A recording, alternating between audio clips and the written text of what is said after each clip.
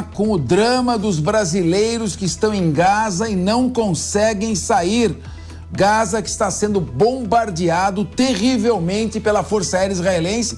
Brasileiros em Gaza, pelo segundo dia consecutivo. O Brasil não conseguiu fazer parte dos países autorizados a retirar seus cidadãos da faixa de Gaza, ali pela fronteira sul com o Egito. Tem um grupo de 34 pessoas que estão inscritas no Itamaraty, desesperadas para repatriação e ainda aguardando a liberação para deixar a região que se torna cada vez mais perigosa. A relação dos estrangeiros autorizados a cruzar a passagem de Rafah nesta quinta-feira tem a maioria norte-americanos. Claro, país que já logo manifestou seu apoio a Israel, deslocando inclusive porta-aviões e força naval. Dos norte-americanos, eles são 400 dos 570 nomes da lista. Não estamos falando de reféns, estamos falando de pessoas que estão morando em Gaza ou estão lá por algum motivo. Dos 576 inscritos, 400 são americanos. Os demais são, vamos ver, países que estão com mais prestígio do que o Brasil. Azerbaijão, Bahrein, país árabe que tradicionalmente foram sempre inimigos de Israel, Bélgica, Coreia do Sul, Croácia, Grécia, que estamos ruim na fila, hein? Holanda, Hungria, Itália, Macedônia, México, Suíça, não, aí não. O que está escrito lá depois da Suíça? Chad. E antes de Chad? Sri Lanka. Puta, Sri Lanka, Chad. Ô, Renato, vamos parar um pouco por aqui. Estamos mal, hein? Pelo amor de Deus, nossa diplomacia aqui não está com muita moral. Os 34 brasileiros louquinhos para sair e o Chad e Sri Lanka já furaram a nossa frente.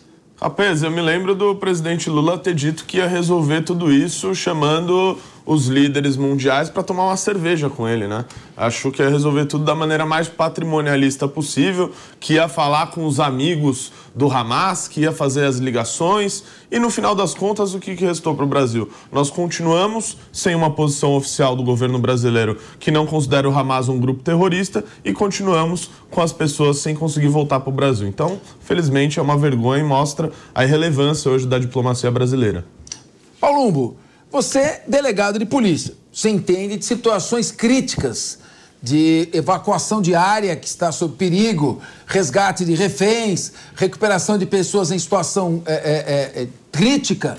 E você também é deputado federal, então você tem um lado político. O que está acontecendo aí, Palumbo? Como é que se explica essa questão do Sri Lanka, do Bahrein e do Chad passarem na frente do Brasil, o país mais importante da América do Sul, a segunda maior economia do hemisfério sul, até ontem era a maior economia, estava na frente da Índia, um país estrategicamente tão importante. Ô, Palumbo, o que está rolando, hein? Vou falar a linguagem policial que você também conhece muito bem, que esculacho, né? E eu acho que o Renato, ele falou com muita propriedade, né? Enquanto o governo falava que ia resolver uma guerra tomando uma cervejinha, e aqui nós vimos muitos correligionários deles falando que o Hamas é apenas um grupo combatente, e não é. É um grupo terrorista. E nós temos que separar o povo que mora na Palestina, que é refém também do Hamas, que é sim um grupo terrorista. E eu não consigo entender, até fiquei extremamente nervoso lá, professor Capês, nos debates na Câmara Federal, porque eu não consigo entender qual é a defesa que se dá para um grupo que corta a cabeça de crianças, coloca bebês em jaulas, estupra, mata. Se isso não é terrorista, eu não sei o que é, Renato. Sinceramente, eu não sei o que é. E isso só mostra o desprestígio do Brasil perante o restante do mundo. O fracasso do Ministério das Relações Exteriores, do consulado, de não conseguir resgatar esses brasileiros, mesmo tendo um governo que fala que o Hamas é combatente e em nenhum momento fala que o Hamas é um grupo terrorista.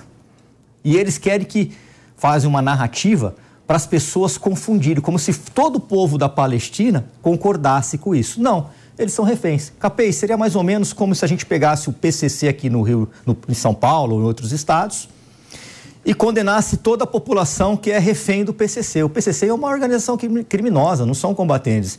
E o Hamas é um grupo terrorista, não são combatentes também. Então isso aqui é a falácia, a falência deste governo, que é muita narrativa, e agora, na hora de resgatar os nossos brasileiros, estão aí havendo navios ficando por trás de todos. E olha a imagem aí, o pessoal aliviado, com mala, saindo. Pode colocar aí o pessoal ver, olha lá, saindo. Olha a expressão de alívio das pessoas. Ninguém quer ficar numa zona de guerra. Tem 34... até pulando o muro lá, isso aí, vai buscar alguém?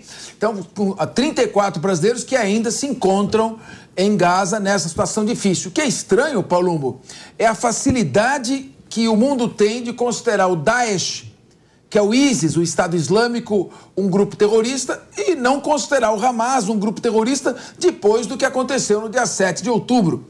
Agora, eu quero ver aqui a nossa bancada. Aqui nós temos o professor Acácio Miranda, que é especialista em relações internacionais. Ô Acácio, o Alessandro Candeias, que é o embaixador do Brasil na Palestina, ele avisou que o governo brasileiro ainda busca soluções para tentar retirar os seus cidadãos de Gaza o mais rápido possível. Vou abrir aspas. Novas listas serão publicadas em breve e nossos brasileiros devem estar nelas. Fecha aspas. E nesta quinta-feira chegaram os 30 brasileiros que foram resgatados da Cisjordânia. Cisjordânia fica ali a leste de Gaza, né? É a margem oeste do Rio Jordão. O governo federal já resgatou brasileiros da Cisjordânia e, além deles, uma jordaniana e um palestino, que são cônjuges de brasileiros, também estavam no voo. Ô Acácio Miranda, você é professor de Relações Internacionais, você deu aula aí na Fundação Armando Álvares Penteado, não é? Um professor prestigiado. Eu nunca vi diplomacia, tá parecendo de futebol. Vamos torcer para dar certo, gente, fé que vai dar. Diplomacia não tem que ser uma coisa um pouco mais previsível e racional? Ô, embaixador, gente, fé que vamos conseguir ainda. Quem sabe eles entram na lista. Acácio, pelo amor de Deus. As relações internacionais são feitas com base em dois aspectos. Em primeiro lugar, diálogo, e em segundo lugar, com atitudes, com demonstrações das ações dos países. O Brasil, ao se omitir, ao declarar o Hamas um Estado terrorista, uma instituição terrorista, aliás, o Brasil apresenta um sinal muito negativo tanto a Israel como aos Estados Unidos. E nós sabemos que esta lista de pessoas que estão sendo retiradas da faixa de Gaza, ela está sendo construída por Israel e pelos Estados Unidos. Então nós não poderíamos esperar outra atitude dos israelenses e dos norte-americanos que não fosse essa. Você fez a leitura da lista dos nacionais de diversas nações que foram os primeiros a serem retirados. Eu faço uma aposta com você e com quem nos acompanha.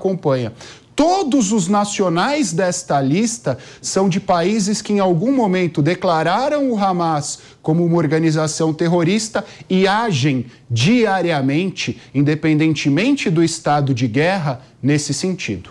Meu querido Emerson Tawil, você é torcedor do Santos? Roxo. Roxo. Você, quando teve o jogo de ontem, o Flamengo, com todas aquelas estrelas... Se você quiser falar do jogo do Palmeiras... Eu também, tá? Foi muito mais emocionante. Eu não vou falar do Palmeiras, o Palmeiras tem um elenco... Time da virada. O Palmeiras tem um elenco muito forte. Estou falando do Santos, porque estou falando de fé. Então, o time do Santos foi pegar o Flamengo, que é o melhor elenco da América do Sul. Você tinha fé que o torcedor, que o Santos ganharia? O bom católico apostólico romano sempre temos fé. E o Santos nunca nos abandona. Agora, será que o embaixador do Brasil na Palestina é santista? Porque parece que ele está tendo que apostar muito na fé para botar os 34 brasileiros lá na lista. Amigo Capese e a todos que nos assistem, o Brasil na lista, né, para repatriação está pior do que o Santos na tabela do Brasileirão, que ontem, graças a Deus, conseguimos respirar.